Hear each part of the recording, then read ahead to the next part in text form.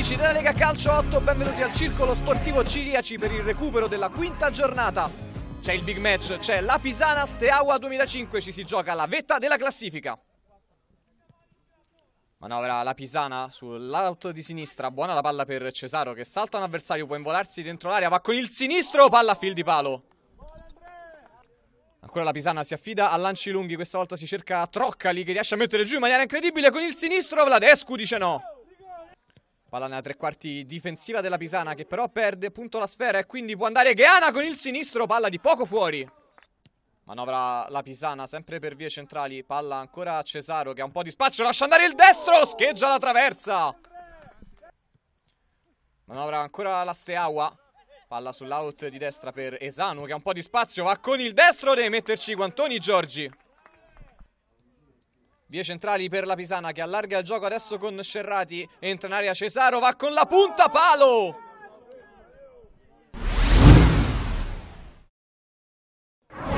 Calcio l'angolo battuto corto dalla Pisana con Scerrati che mette subito dentro, Troccali ci prova e Vladescu, strepitosa risposta!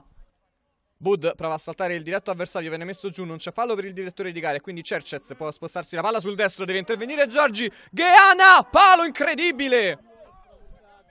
Attacca ancora la Pisana, questa volta sul lato destro del campo con Scerrati, buonissima la palla dentro per Troccoli, Troccoli va con il sinistro, ha saltato tutti, Troccoli, 1-0 della Pisana, mancano 5 minuti alla fine della partita e l'ha sbloccata lui, Troccoli. Deve scuotersi la Steaua, cerca il gol del pareggio, sarebbe importantissimo finire la classifica, va Bud con il destro, Giorgi si distende in angolo. Pisana in avanti, chiedono un tocco di mano i giocatori in maglia bianca, piccolo, la larga per Cesaro, ancora Vladescu.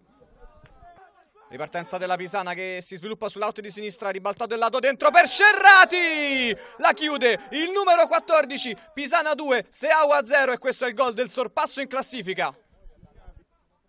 Manovra la Steaua sulla linea centrale del campo, ma arriva in questo momento il triplice fischio dell'arbitro. La Pisana nel big match riesce a vincere sulla Steaua 2-0 grazie ai gol di Troccoli e di Scerrati.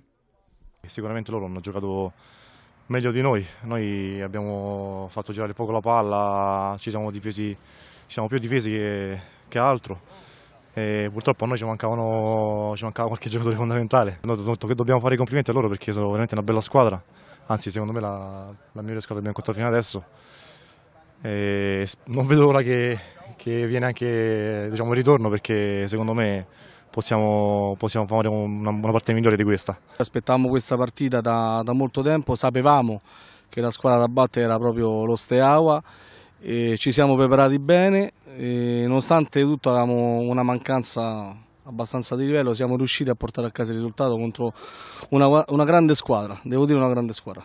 Avevo avvertito i ragazzi che ho visto delle partite loro prima di giocare questa partita e ho visto che loro sulle ripartenze erano molto bravi. Come dici tu, il portiere è abbastanza bravo e ci ha messo non in difficoltà, ha parato, ha fatto il suo, sta facendo dei miracoli.